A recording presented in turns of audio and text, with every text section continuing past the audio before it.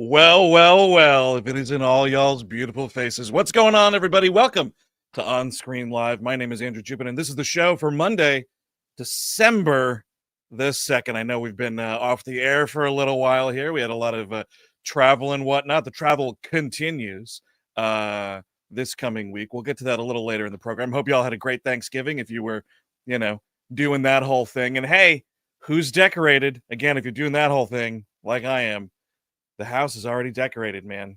The tunage has changed over. Fucking Christmas is here. Speaking of people who are here, and bring in my buds, we're going to talk about all sorts of movie-related shit today. First up, you know him, you love him, Mr. Steven Sadak. Howdy. Yeah, speaking of travel, I got delayed. I don't like that wire. There you go. That's so much better. I got delayed in Cleveland coming back. Man, delayed in Cleveland. That's a fucking canceled Tom Waits record. It's not the worst situation to be in because they have a Great Lakes brewery there, which is in the airport. In the airport. Really good beer, good food. We're having a few, and I could see this couple down the way, a little ways from us, really getting trashed. They're like, we've been here for hours. We keep getting delayed. And I'm like, oh boy. Then, we finally go back to where the area is, our gate, waiting there. I pull up a Batman comic book. Guy, same dude, comes up to me and he's like, hey, man, so who's the best Joker? And I'm like, oh, no! Fuck. Jack Nicholson. He's like, who's the best Batman? I'm like, oh, fuck. And he goes, Batman? We talked to the Riddler, the Penguin. Oh my God. And then he's like, who's the best Bane? And I was like, there's only one. It's Tom Hardy. He's like, no, there's a couple of Banes. And I'm like, yeah, there's I know. A couple of Banes. Not the Swedish fucking wrestler. Okay, Tom Hardy edged out the Swedish wrestler for Batman and Robin. But because James Adomian does him on the Harley Quinn show. Was it just live action presentation? We didn't get into it. I didn't want to get into it. I didn't want to get into any of it. Yeah. I got it. Oh man, that sounds horrible. And hey, here's a dude who I know thinks that story was horrible because he's a guy who hates talking to drunk strangers. He prefers to be the drunk stranger, Mr. Eric Siska. That's right. Now, Steve, this is a crazy story. Are you sure it wasn't a mirror you were interacting with? This couple getting trashed at the end of the bar. Some bars have a mirror. Yeah, they keep looking at us. They keep looking at us. This is turning into John Cheever's The Swimmer, but it's me being delayed in a fucking. Oh no, I was the drunk the whole time. Mm-hmm. Oh man, it could happen. Yeah. Eric, love that hat you got in there, buddy. Yes, thank you. Met a young man in Seattle, Washington, I think it was. Yes. Or was it Portland? I don't know. Portland. It was Portland, I believe. Yes. Yeah. So I had requested this hat a long time ago on our Beverly Hills, in relation to the Beverly Hills Cop 3 episode. Maybe it was a Twitter thing, but it stands for the Deputy Director of Operations for Joint Systems and Interdepartmental Operation Command. Yes, it is the Judge Reinhold hat. Yes. And that tells you how fucking talented Judge Reinhold is, man. I mean, and who knows how many takes it took Landis to get that in the movie, but he fucking nails those letters so rapidly, and that's like it's a gag for his character in the movie. But man, is it impressive, because I can't do that. We were all reading the letters on the hat, and nobody can read the hat. No, I'm gonna start wearing this around, pretending I'm a cop on the train. Oh, there we go. I bet you could fool stupid people with that, dude. Guaranteed. Absolutely. I bet I'll make them tell me who the best Batman is. Speaking of somebody who's got his favorite Batman, and I think what is he doing here? It looks like he's got a hat on. I don't know. Here's Chris Cabin. Go on drinking. Dude, that better not be your cock. I swear to God, if you pull off and that's your Where's my hat? It's his cock. I can't believe it. Where's my hat? I don't know. There's no good girth on that boy. There's no way that's his penis. That's his penis. Way. No. Is that what's okay? Hold on. I'm gonna go check my office. Hold on 1 second. Chris is just yelling at his dogs. It's tough. It's rough in that household. I don't think anyone else is home. There you go. No penis. No I didn't know you could hear us, Chris. Hashtag no penis. Hashtag no penis. Yeah, it wasn't penis. It wasn't penis. It wasn't penis. I'm sorry, Eric. That's what Tubin said in his defense. It wasn't. Oh no, I think he was very that was my penis. Apologies, everybody. That is Tubin's stuff. That was the thing. What is going on, everybody out there, including some great folks that we got to meet in the PNW, which, by the way, if you were at the Seattle and Portland shows, thanks so much for coming out. It was great hanging. Yes. Those are great fucking shows. But some longtime listeners like Nico Fish and Bucyrus got to meet those fellas in person. Really cool. I mean, that's the fucking great shit we love about getting on the road, man, is meeting people. We spent the weekend with Bucyrus. I don't want to. We did. Pretty much. We kept running into both of them. Yeah. We love running into the chat in the wild, so say hi if you see us around. So, Chris, you were searching for that hat, and then you proceeded not to wear it. Is that right? No, I just need to know where it was. Okay. Because I have to plan, because I'm going to play Santa Claus at the end, but I need to be prepared for it, Eric. But of course, yes. Of course. Very, very important question in the chat here. Going to put this one up on the big board from TJ Gaines. Wants to know, were the PNW recordings good? Tej, my friend, both of them solid stuff. Those will be released next August. Yeah. So, hell yeah. Finally. Yeah. What up, David Hart? Sucked, Foul, Rose, the Professor. Wow, we got someone with a degree in the chat. That's Wow. amazing. Yeah. Can we get an honorary degree? Yeah, we need some of those. So yeah, I mean, we've been gone a long time, you guys, and I gotta say, there was a lot of graphic change out I had to do for this week's show. Usually it's like I can keep the vast majority of the shit, but this time not so much, because it's all new at the box office. Let's take a look at the numbers from this holiday weekend. This is Highest Gross.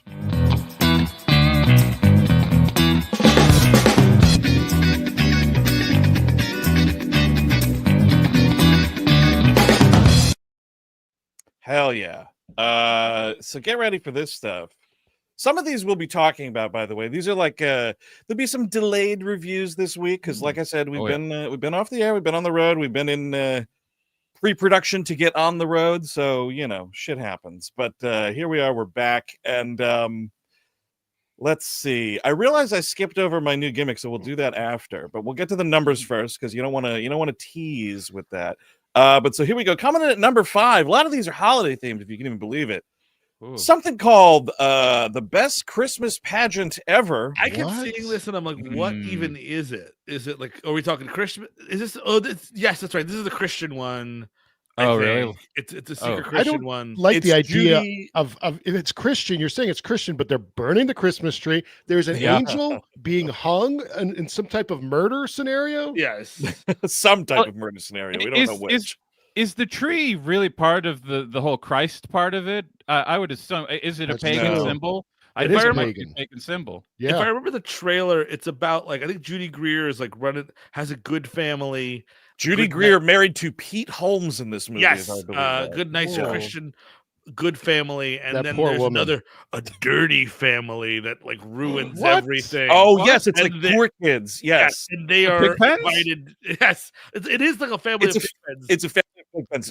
You saying this is reminding me. I did see this trailer. Oh, no. And they have to be part of the pageant. They ruin it in various ways, but we learn that ugly and poor people are okay too. Yeah, we learned that we shouldn't shoot poor people in the street. I think by the end of that movie. I hope. I mean, so it's in its week 4. A lot of people hopefully are learning that message. Another 3.2 million. You're looking at 32 million domestic here on a $10 million budget. So this thing's doing just fine. I'll tell you this though. We got a satellite review here. In from our buddy on the Authorized podcast, Johnny Pomato. He says he loves this book. It's kind of a classic. Subject matter is inherently faith-based, but they really hammer home the harder that they need for this adaptation. But otherwise, not terrible. Okay. Not terrible, he says. So there you go. Praise the Lord on that one. Praise the Lord and pass the ammunition, something an uncle of mine says a lot. Oh, wow. Nice. Okay. Yeah. Oh, that's a golden oldie. You let God sort them out. That's right. It's not me to judge anyone. I can't say if anyone's good or bad. I gotta just indiscriminately kill. I have to indiscriminately kill abortion doctors. That's my job. Got to send them up to the boss, and the boss will take care of it. The boss, Exactly. Speaking of the boss, appreciate it. Speaking of the boss, Santa Claus himself finds himself in a little bit of hot soup in our number 4 film, Red won. Oh God, this fucking thing. You I'm shocked forgot this is about number it. 4. I'm shocked this is number 4. Dude, get ready for this fucking sticker shock. Look at these numbers right here. Another $12.9 million for this movie. We're talking 76 million domestic, 149 million global. The bummer is it cost them somehow $250 million to make this movie. Yeah. So things aren't looking great right now for Amazon MGM here. But it will be a timeless classic for years to come, of course. Absolutely. No, it's not. Right. Well, I mean, that's what it's definitely like. It's trying to be like they leave so much shit unexplained in this movie that you're supposed to clearly put. The next movie will explain that. We'll get to those. Don't worry. We'll get to how all the origins of all this horse shit that you're gonna want to definitely see more of. So we're trying to set up like a franchise with this stuff. Oh, for sure. Like eventually, it's essentially like a Men in Black, but for holidays.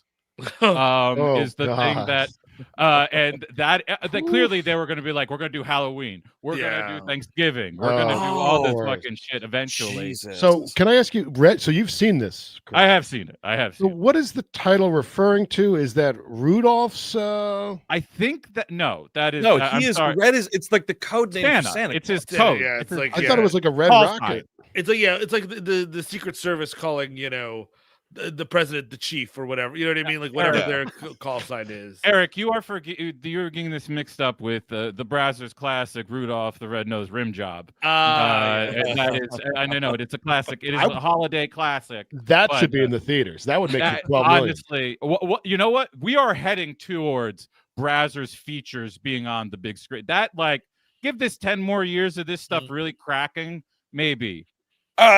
We had porno theaters for a long time. That's no fucking I'm new saying development. AMC and Regal. That's what I get a Brazzers only feature. Bring them back because everyone's like, oh, I'm a little uneasy with sex in movies. Yeah, force it on you. Yeah. I think there's probably laws against showing both of those. You can't show fucking Moana 2 and Debbie Does Dallas in the same multiplayer. Why not just check the tickets? Well, yeah, exactly. And you got 4DX. Now you got 5DX where the guy's jerking off next to you. That's it, right? And now because 5 for 5 fingers, 5DX.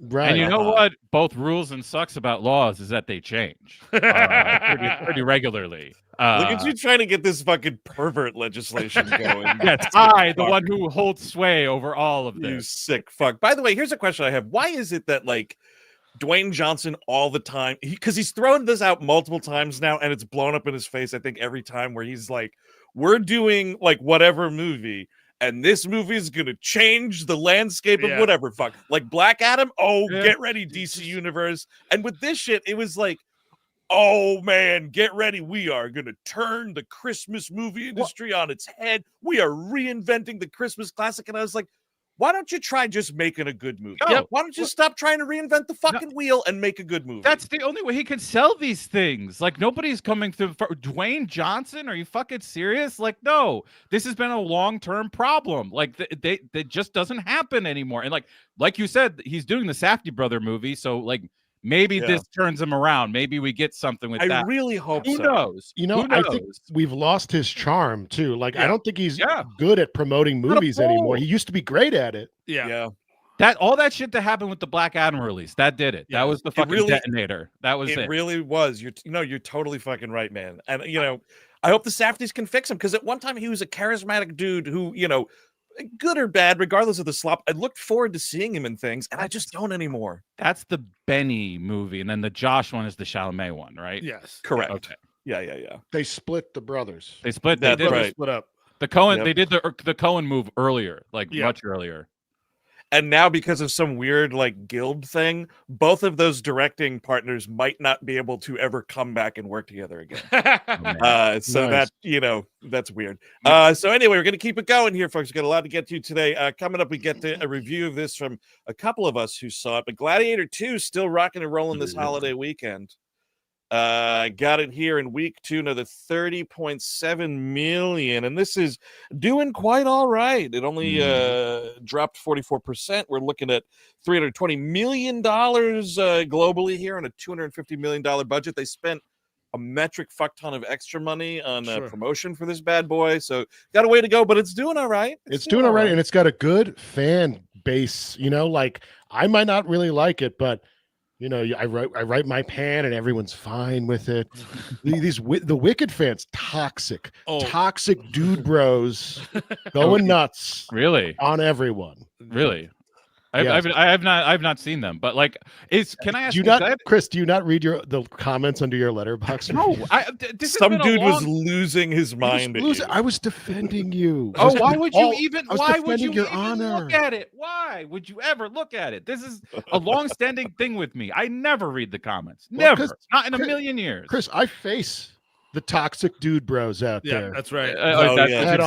On the battlefield. Yes, of course you are. Yeah, the gladiator. You are the gladiator, really. Thank you. I'm kind of like out to sea this week, just because nobody liked Wicked, nobody liked Gladiator 2. Like yesterday, we actually finally had time to go to the theater. I'm like, do you want to see like a good movie? So we wound up seeing Seed of the Sacred Fig, which is amazing. So like I just didn't like, I didn't want to do the 3 hours of Wicked for part one, and I couldn't just do like mediocre Gladiator just to do mediocre Gladiator, even though Denzel's probably good in it. Like I just couldn't make that happen.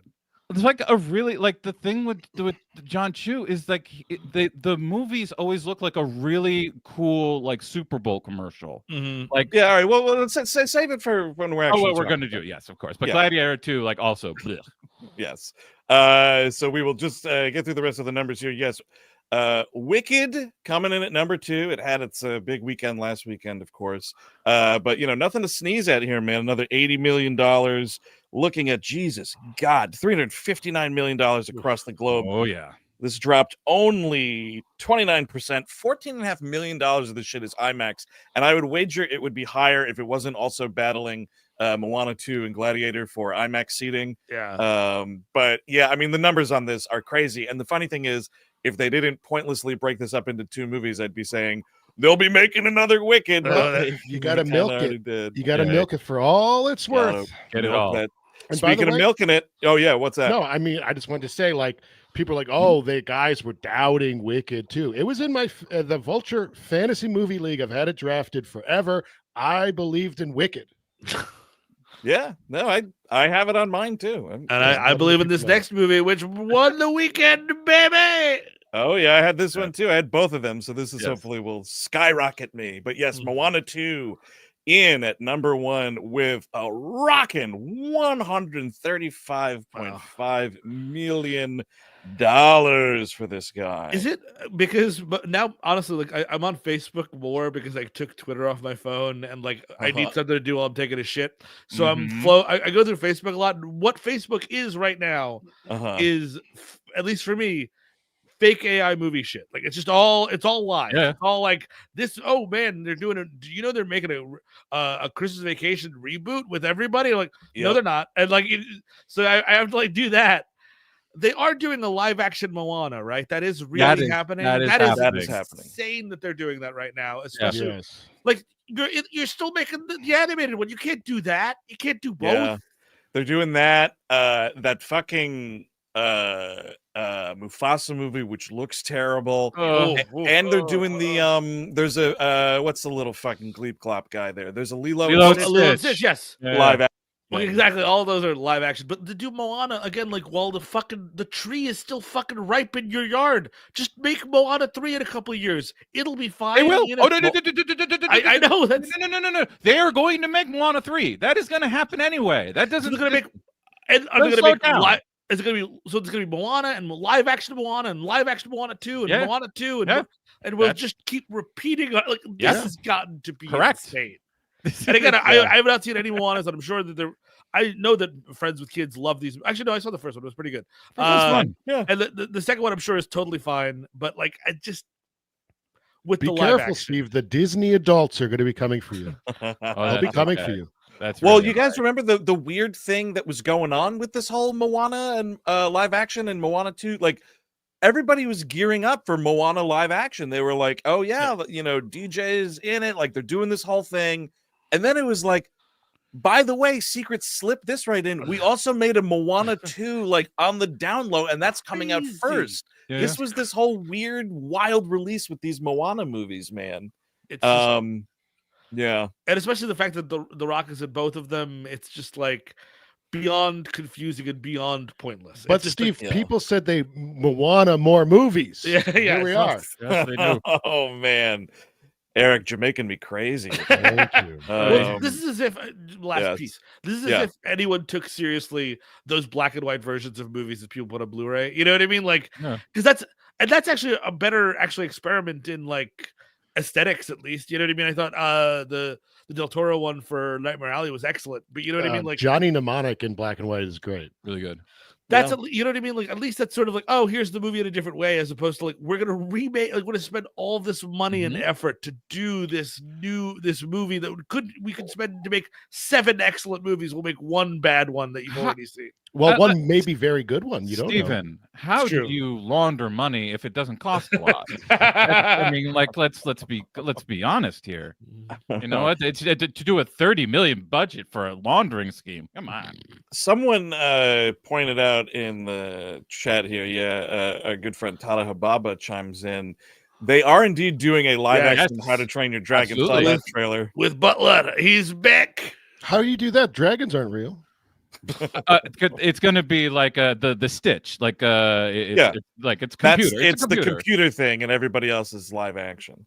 If Roger Rabbit sucked, essentially, that's what you're dealing with. That's live action. I want to see him get sucked by that wife of his. Now we're thinking. You go to DeviantArt and you'll be just fine. Well, maybe I'll do that for the rest of the show. You don't know. You'll be beyond fine. A movie that I enjoyed more than the film Wicked, Queer, is out in limited release. Just check in elsewhere around the box office here. This is the second movie this year we're getting from Luca Guadagnino, and did really well. 7 screens, did $189,000, which works out to about $27K per screen. Nice fucking number, man. There is interest in this movie, at least in the small markets they've put it in. I don't know.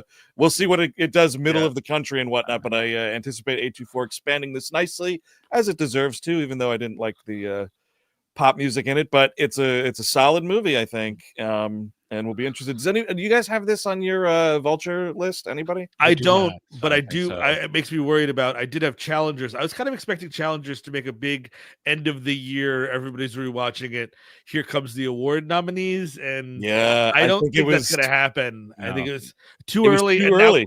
Now Queer's eating its lunch. Eating its Luca lunch, so it's kind of difficult. I am looking forward to seeing this. I haven't gotten seriously. Same. Oh, was I the only one that saw it? Yeah, it was only New York. Yeah, Oh. Yeah. Okay. Yeah. I mean, Daniel Craig really fucking good in that movie, y'all.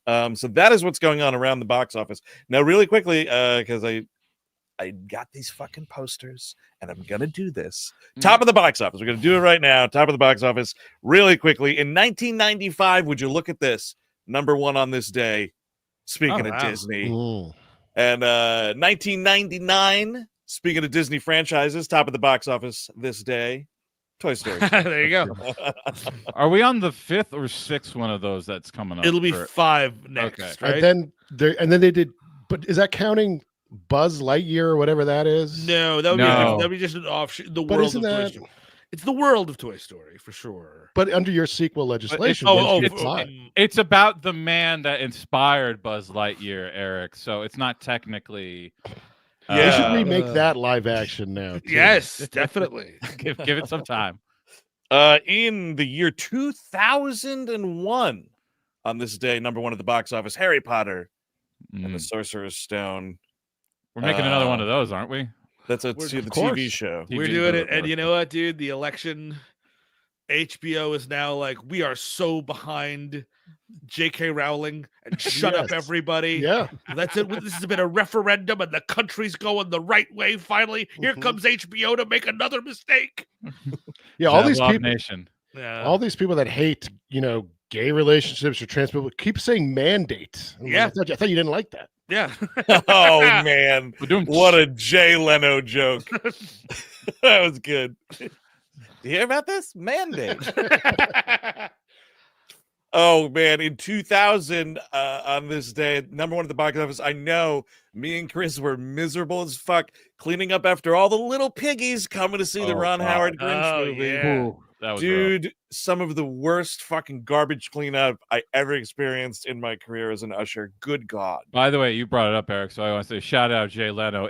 He's looking like the Grinch these days. I don't know what happened. He got hit. Yeah. He like fell down a hill or something. Yeah. Fell down a hill. I went through this. I went through like the Zapruder film. Yeah. Apparently, he was staying at a Hampton Inn, and my first reaction is, I don't believe this story because why would he, the richest man on earth, stay at a Hampton Inn? Yeah, absolutely not. No. This town, I forget exactly where it was, but there's nothing available. He'd have to like stay in a city very, very far away for his stand-up show. So he stayed at the Hampton Inn, and there is a hill outside of this Hampton Inn that people have made a path down to like the Chili's or something. Yeah.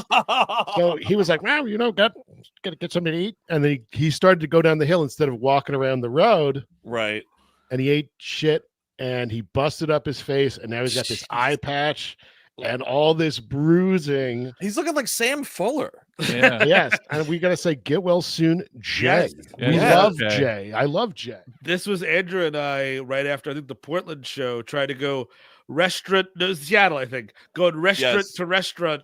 And they kept it was drive-through only every time. We walked about a quarter of a mile in a circle in the pouring rain. That was and then we just got DoorDash. That was the end of it. That was bad. Yeah. Yeah. I mean, like, look, without Jay Leno, I don't get to have David Letterman making fun of Jay Leno. And that really is something I love quite a bit. That was some solid material. I can't hurt. The last one from 2008 on this day, number one at the box office. I was legit surprised this fucking topped this high. 4 Christmases. Ooh. That's a movie people still watch, man. It's out there. It is out there. Wild. It'll be on this program next year. Oh, yes, I mean, it is a disaster.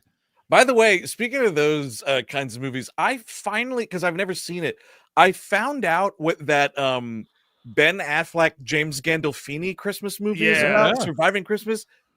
I thought that it was just like it's a Christmas movie about an asshole family, but it's Ben Affleck he's a millionaire and he's paying the family that lives in his childhood home to pretend like he's their son. Oh yeah, baby. I got to see this psycho shit. It is a horror. That will also be, I mean, we're coming down to the wire with these Christmas movies that I know are hard sells. I rewatched Krampus last night to see if that might work. But those two for sure are going to be on next year, I think.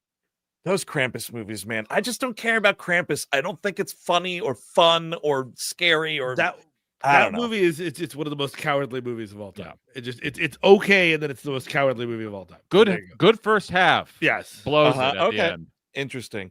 Good first half, blows it at the end. By the way, sure. Okay. Sorry, last one. The Family Stone, yay, LA is saying that is a guarantee, and I have to have my wife on that because she makes me watch that movie every year, and it is the worst. Terrible. Movie. No, and she hates it too. To be fair, but it is the worst movie. Yes, she does. I saw that shit in the theaters. Yeah, I did too. Oh, so boy. It that way you will. But oh man, I had a nice transition there, but I fucked it all up. You fucked it up. So whatever. On Wednesday we'll be in Boston. Yay! You know what? That transition fell down a hill from the Hampton Inn. Seriously, Jesus fucking Christ! I'm trying to get to the Chili's. Steve fucking snipes me. Anyway, we'll be at Laugh Boston this Wednesday. Talking Pretty Woman in our final live show of the year. That's going to be a hell of a good time, I have to say. That's right. Wednesday, December 4th. If you are out there in the vicinity of Boston, come on through. I would love to see you. Hell, you know what? If you're in Nevada, come through. Why not? Yeah. Come on. Look, if you got time, do it. Get on a plane and come see us. I get on a plane all the time to come see you. Somebody's like, oh, it's, man, let me know when you're in Maine. I'm like, well, I'm not going to be in Maine. I don't know what I'm going to be in Maine. Come on to Boston. You're pretty close. That's the same thing. It's all, you all have the same football team. That means you come to the show. Yes, exactly. That's right. My football team rules, you have to show up. Our buddy lives in Portland. He says it's a 90-minute bus ride. It's not too bad. Beautiful city, by the way. Yeah, tickets over on our website, whmpodcast.com. I was putting the pre-show video together yesterday. Got me all pumped.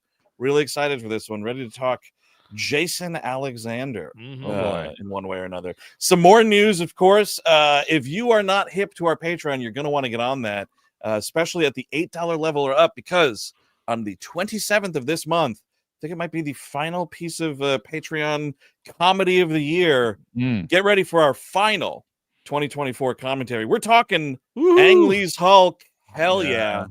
It's Look at this bad boy. Rewatched this, I don't know, maybe like 6 months or so ago. Proud to say I was wrong about that movie. It's fun as hell.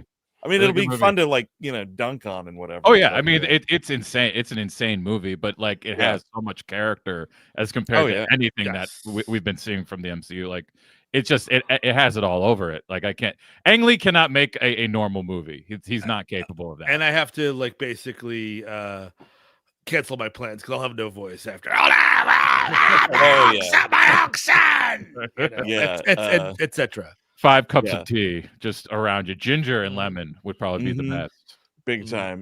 Shout out to Felipe Sobrero, of course, another fucking banger that we will 100% be putting in our merch store until they fucking take it down. And Steve, get ready for this. Here's another transition, man. So get ready.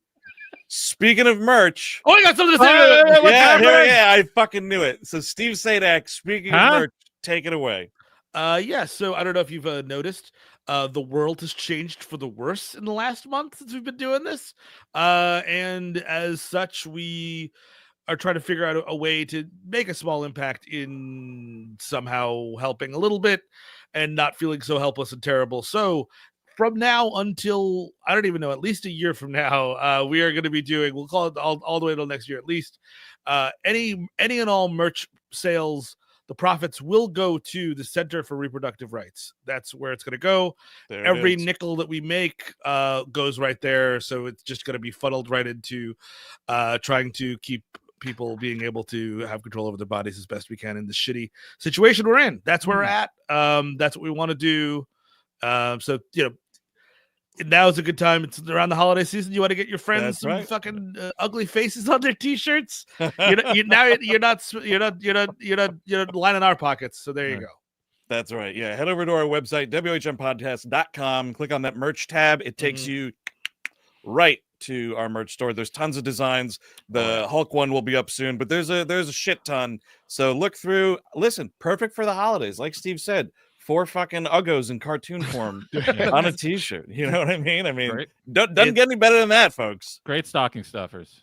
And again, if you're like those, you look at this sweater like that guy's got enough money. You're probably right, but now it's going somewhere better. So there you go. Yeah, exactly. Give to the Patreon. Give to the Patreon. Give to the Patreon. Yeah. Please give to the Patreon. Please. Patreon.com/WeHateMovies. All right. So with all that being said, let's get to some on-screen reviews. Chris and Eric, take this one away. We're talking Rotten or Royal with Ridley Scott's Gladiator Dose. In fucking just garbage. Fucking wow, God. Just garbage. I liked it a little more than Chris. Garbage. I still the problem with it is, have you guys, if anyone out there hasn't seen Gladiator 2, have you seen Gladiator? Because you've seen this movie then. That's what I was worried about, man. It's beat for beat, basically, almost the exact same movie, which is really weird. Of course, they make it, about the legacy of this, that, and the other thing. But I will say, I think Rid is still doing better action combat and the scale of these fights better than any other commercial director currently working. I think I would take this over a Marvel movie, for instance. Sure. That I can absolutely say. Yeah, I could see that. Because these are guys, they got guys in costumes. I couldn't believe it. That's and they've got a few of them. It's not all digital, but like what's being left unsaid is it's a worse made version of what was going on. Like overall, like top to bottom, a worse product. Like the first one does have some pretty like obvious usages of CGI and like digital effects. And it was the time, like it was 2000, like you couldn't really hide it at the time. Like you were going to see it no matter what. It's just so you used it sparingly. Yeah. This time it's everywhere. And I just didn't think it had scope the way that a lot of recent Rid has had scope. Napoleon, I think, had scope. Last Duel, I think, had scope. This, I don't think does. Like the opening battle felt like a Game of Thrones battle, and like not like it not in like some like a big overarching way. It felt very cut and very like narrow in what it's focusing on. I think you're completely right, Chris, but I will say I will take Game of Thrones TV battle over almost every other, Sorry, question. Do you agree with what the cinematographer was saying about Rotten Rid, that he was lazy on this one, that like he over reliant on CGI and the camera doesn't move as much and blah blah. Like he was like talking a bunch of shit about. I believe it. I didn't see this at all. So I saw these comments. I didn't look at it like to see the whole interview, but I did see the lines he did.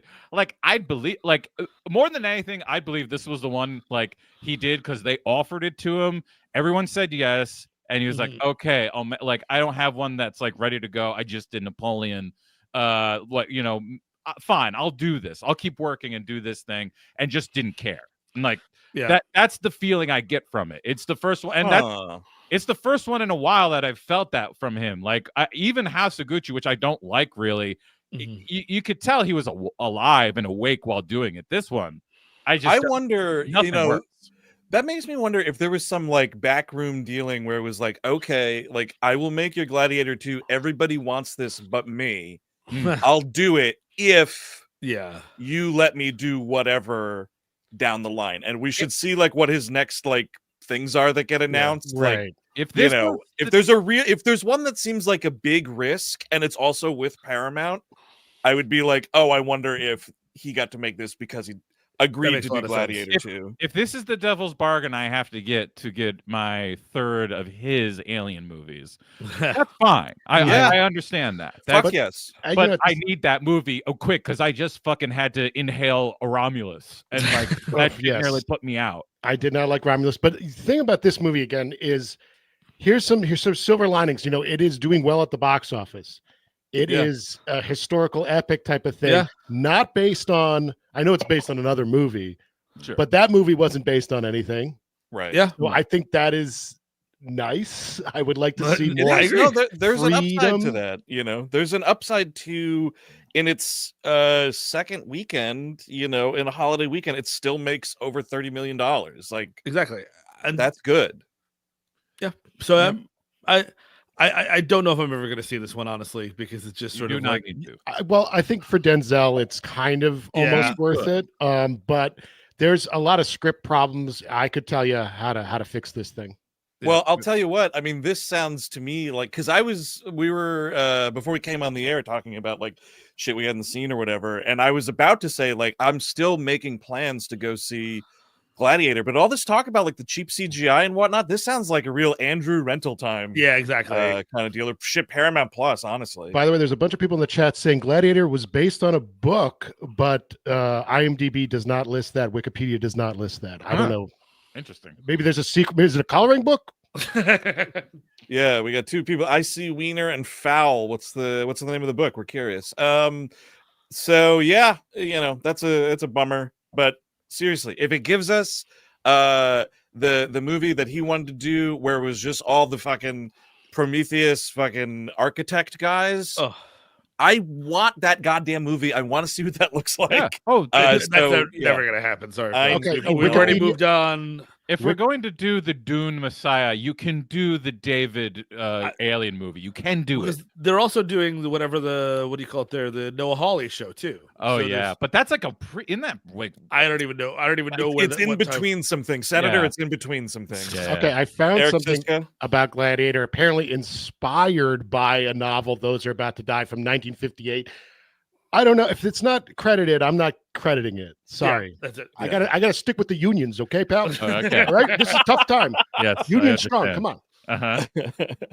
Up next, something I caught yesterday. Chris caught a couple days before me and caught shit on Letterboxd. We're talking Wicked, the new one from John M. Chu, out right now, of course, doing killer business. I'll say, I went into it like obviously, if you listen to our Wizard of Oz episode, I fucking dig on that movie, hardcore.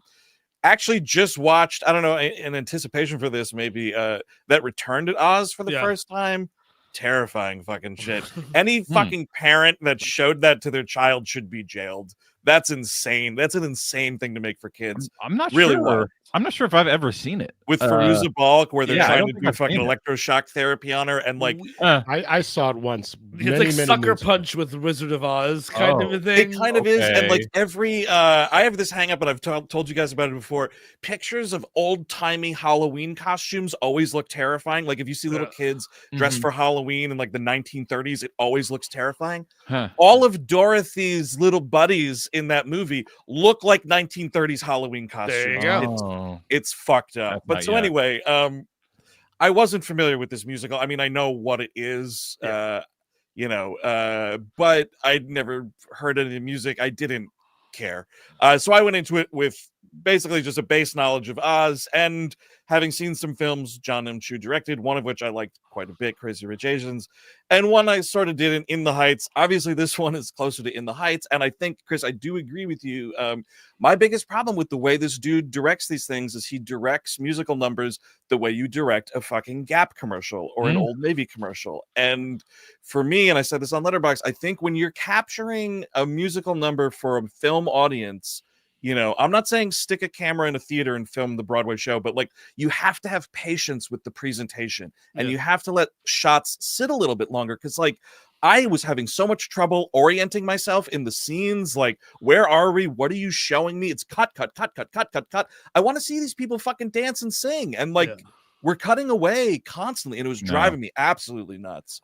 That's probably my biggest hang up about it. I thought all the performances were really great. Again, like I think before this, I'd seen Cynthia Erivo in One Thing in the film Widows. And great totally great in that movie. I think I like that movie a little bit more than the general. Come on, guys. Who else watched Stephen King's The Outsider? All those episodes on HBO, remember? Oh yeah. No, what was that? It's a Jason Bateman. Sure. She's really good at that. They kind of set up. Okay. They kind of set up like, ooh, season 2 is like no. And it didn't happen. That will not be happening. How is Ariana Grande? Because I feel like her the blonde hair on her, it's uncanny valley to me. It makes her look a little bit like a robot, but I have to say again, like not really familiar with her Nickelodeon work, so I don't.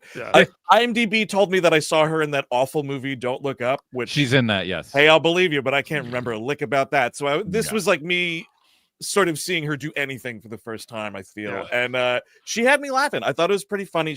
I thought, and maybe because I was she was playing the character as if the character was high through a lot of it. Like that was her thing. Like maybe she's just stoned a lot. But it was, it was funny. But yeah, the blonde hair, it was kind of bizarre. Everything in the movie looks fucking washed out. That was another problem I had. Looks like garbage. Dial back. Like, where's the white balancing in any of this? Looks like absolute hell. I've seen the toxic dude bros about this movie pushing back, saying it looks beautiful. No, it doesn't. That's an incorrect statement. They can keep talking nonsense if they so wish, but that is okay to like a movie and get wrapped up in a movie and be really into a movie. I will say that, and good on you if that is Wicked.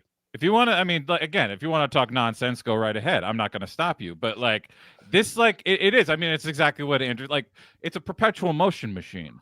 It's the thing that just keeps going. So because it's made for like it's supposed to be for adults and for babies, but like it's made for babies. Like it just moves really quick. You can't like stop. But you can't be bored by these things because they keep changing. Like every shot it will not stay for a minute. You just. And like, so then you don't get any, like, you don't get to pull back and see a performance, a really cool twirl, anything that would really make you want like a musical, a song and dance thing that would like make you want to do it. Stop and listen to someone actually sing a song. Like that just can't happen because you have to keep moving. The thing has to keep moving. And it's all, I mean, I know they put some real stuff in it, but like it all feels like digital garbage in the background. Like I know like parts of the up front are not, but like even so, it just kind of all bleeds together for me. And like any sense of lighting is just kind of all done because it's all done digitally. So like you don't really get to have any character in the shot. Like I'm gonna push back on how it looks a little bit. I think the sets are really wonderful. I think the costumes are really great. Again, there was just something about the white balance that they were using in the cinematography. Everything just felt like, not everything, I shouldn't say that, but a lot of the scenes and a lot of the important scenes just felt like I was watching it on a bad TV. And it wasn't like the projector, like I would know that difference. It was washed out. Some of the backgrounds were flat. But again, like there were things that were holding me to it, like the performances. Again, I thought everybody was really great, top to bottom. Goldblum, kind of perfect for playing the Wizard of Oz. Like he's really good at doing like a huckster kind of shtick, which is great. There's a really unnecessary shot though at the beginning of the movie. And Chris, I don't know if you noticed this. So it starts with like the announcement that Dorothy has killed the Wicked Witch with the bucket, right? Mm-hmm. So it's like you're hearing that, like the announcement, like she's dead, blah blah blah. An errant bucket of water hit her in the face, she's dead.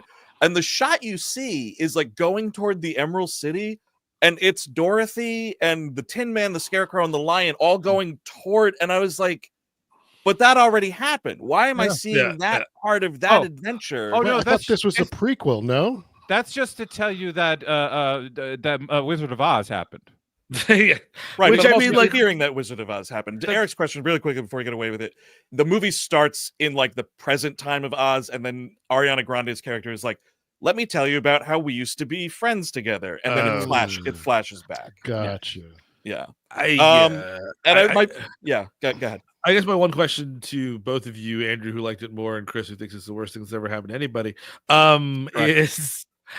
Obviously, the two-part is a problem, I imagine, in pacing and spacing. And do they just chop it off like that Abysmal Across the Spider-Verse? Well, no, it's chop it in half. It stops at the natural endpoint of the first act of the musical. Yeah. But the problem as I see it with this is that when that happens in a musical, so it's the big, you've probably heard them at least talk about the song Defying Gravity. That's the big number. That Cynthia Erivo sings to close out the first act of the music, or close out this first movie. And so she does it, and when they do it in theater, on Broadway or wherever it's playing, the cool thing is you get to pick it back up in 15 minutes. Yeah. The problem here is like this is done for a year, and it just like something about that, and knowing that that's what was about to happen was like really kind of sucking the energy out of the ending of the movie as far as I saw it. And like it ends, and I was like, cool song.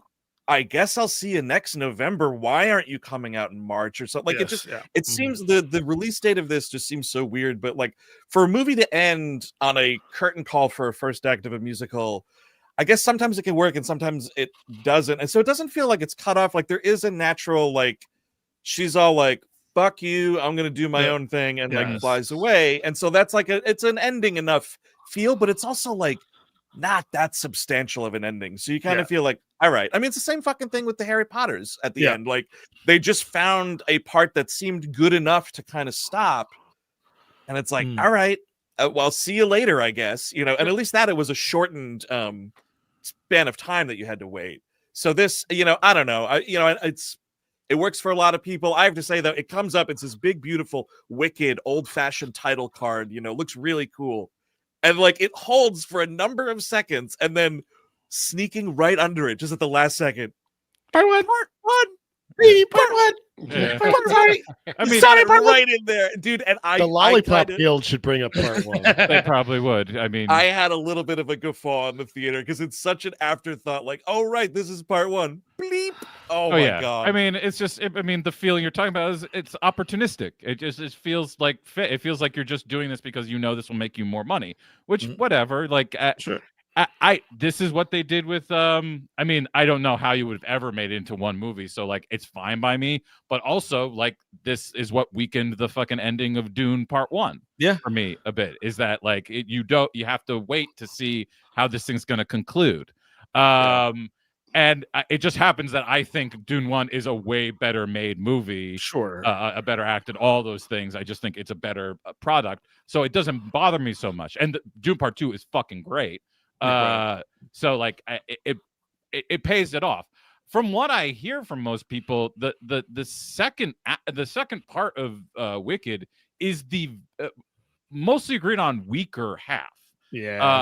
I'm going to put our buddy Johnny Pomato back up here. He does have some familiarity with it. He confirms Act 2 may be reworked for the film to be a little more substantial because he remembers it falling off a cliff after intermission. Yes, that is what I've been hearing. I have not seen it. I haven't read the book, so I can't really speak to how what you're being stirred back to by watching this in theaters. Like I assume if I had seen it and liked it, I'd be like, oh, I remember that. I remember that. You know, it's the MCU thing. Like you get to be like, oh, that and that and that and that. Oh, remember that? They get to do their own fucking elbow shit. Yeah. Like. I get it, but like this is just such a weak like feeling thing. It to me, I know you said it was some of it. To me, like it all feels flat. All of it feels like just something that was meant to be put on streaming, so that while like I said this in my review, like somebody needs to take a 3-hour conference call. They need to their kid to be watching something. Here you go. This works. It'll be over in 2.5 hours, ready to go, no problem. And like. That's what I felt the whole time. But like, keep in mind, it's okay to like a movie. A lot of people do love this, and if this is how you get your freak off, then more power to you. I wouldn't be putting next to, you know. I will say this: props to my audience at the Alamo, Brooklyn yesterday when Chelsea and I went to see it. I realized, like, when she told me the showtime that we got tickets for, I was like, oh fuck. 10:40 in the morning. I was like, it's going to be riddled with children. It's going to be awful. These kids were so well behaved, well done. Kids and parents, everybody, like nobody was obnoxious. Really, it worked out absolutely great. And by the way, our buddy Nico Fish pointed it out. This is the one that did it the best when they turned around Matrix 2 and 3. In the way they did. That's what you want. And you've had this movie, like you should have just done it, but whatever. But that's it. We're coming up to the top of the hour here. We got one last thing to talk about, something that I tried to get in under the gun and I did not, but Eric, you did. And we'll just say that sometimes, you know, big celebs will put out a movie and they kind of don't want anyone to know about it, maybe for tax reasons or whatever. And these are what we like to call secret movies.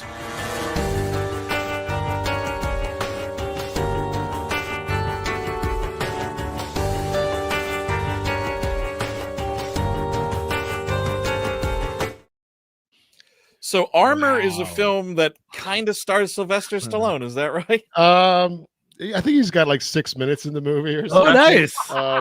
He apparently did one day. Some guy on Letterboxd said that he got paid like over $3 million for one day of work. And I'm going to believe a guy on Letterboxd over any IMDb trivia anymore.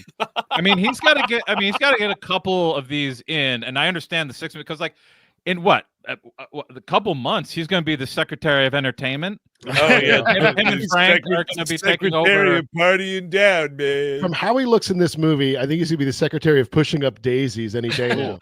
Nice. He looks old and frail, and I don't know why we keep acting like this guy's supposed to be scary. Just let him play a grandpa already. Yeah. You know? Italians can be grandpas too. They certainly can. Absolutely can. But yeah, this is gonna be a very quick review because there's nothing to this movie. Jason Patrick and his son have an armored car job thing. They're driving around for like 20 minutes. We finally get to the smallest, shittiest looking bridge I've ever seen. Okay. You know, I want like I don't know, show me a nice bridge. If I'm going to the whole movie's on the bridge. I want to look at a nice bridge. Oh, wait, this is the bridge movie? This is a bridge movie. All right, let me just tell you really quickly. I have seen a trailer for this and already fucking forgot that this was Stallone and it was called Armor, but I have seen the trailer. So wait, Eric, so bad. I do have to ask, are you a bridge aficionado? Mm-hmm. Are you do you I dabble? Oh, you dabble? Okay. I dabble. I like I look at a bridge, I'm like, okay. Pretty good looking bridge. Yeah. Pretty good looking bridge. Okay. New York City, you got some nice bridges down there, you know? You got any favorites? Yeah, eyeball that Brooklyn. You're like, that's a nice bridge. So they're on the bridge. Right. They're on the bridge. Stallone and his guys show up to rob it. You never get any motivation, really. So it's just like so dull. And then it's just like they're trapped inside the armored car. And little squabbling back and forth. Eventually, little spoiler, little soft spoiler. Okay. Stallone might be a better guy than you thought he was. And then the movie ends. It's just nothing happens. Not much happens at all. The times there are guns and stuff, I'm pretty sure the muzzle flashes and smoke are CGI. Sure. Yeah. No, that doesn't surprise me. Definite skip it. It is really terrible. And there's a conspiracy theory that the guy who's credited didn't even direct the movie, that someone else I love did. that. There's all these conflicting things. It's fun to watch a piece of nothing trash, and people are arguing and quibbling about. But it is by far worse than Gladiator 2. It is worse than Wicked could ever dream. It would have to be. This sounds like hell on earth. Eric, I got to tell you, I think you should shift. The Aaron Eckhart, Thomas Jane strands have been a lot more fruitful. Yeah, I'm going to now. After he made this fakakta guy, this Stallone talking at Mar-a-Lago. I'm like, oh, geez. Yeah. So does that end our co-promotion contract with the Tulsa King or no? Well, the Gleep Glossary will be moving on. We did, if you are a Stallone head, we covered Tulsa King for about an hour on the Gleep Glossary. We sure did. And while I will continue to watch that show, I was going to say, are you going to talking about it anymore? No. Are you going to move on to Landman? I put my my toes in the water of Landman. I watched the first episode. I have to find the time to fit it in. I couldn't this weekend because I was watching Armor.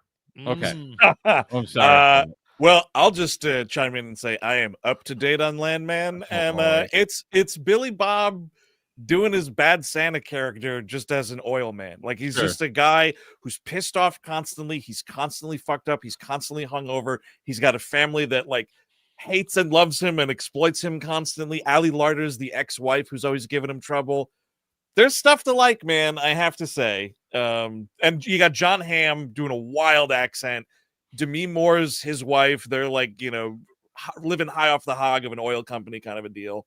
So, whatever. It's a Taylor Sheridan show. You can get on board with this or you don't. But that's going to do it for this episode of On Screen Live. Of course, we got stuff coming to you this week, including tomorrow.